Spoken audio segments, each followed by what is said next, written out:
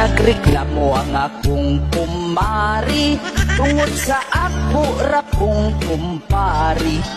Kay kini kuno si kumari, nagsugod nag-vlog-vlog sa FB.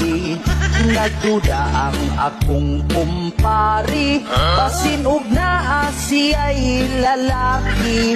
Kay bisag mag-inusara si Mari, mag-cellphone, magsigi, ug ngisip. Si kumari iyang gipanitan, kung ang cellphone ni Mari biyaan. Iyahada yun kining uhaon, ang mga message iyang basahon. Si kumpare labihang laguta, ay may kachat ang iyang asawa. Ang message nga iyang nabasa, payakap kuno sa iya. Si kumpare way daghang istorya, si kumari ang gikulata, iyang gidumog ditos kusina, naplakay gyud ang duha ka mata. Si kumari na iko sa suntok, isang nag-reels na siya sa Facebook. Imbis stars iyang gipaabot, nakakita nuugan ninipot.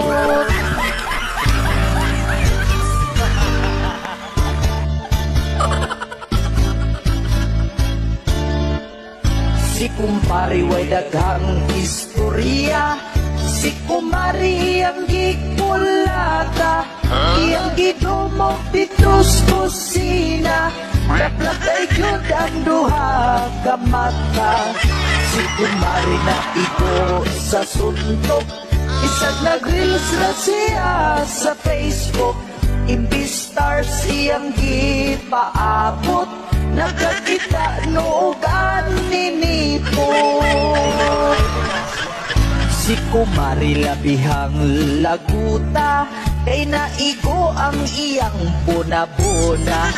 Si kumpari wala kahibalo, nga ang payakap it means pa-follow.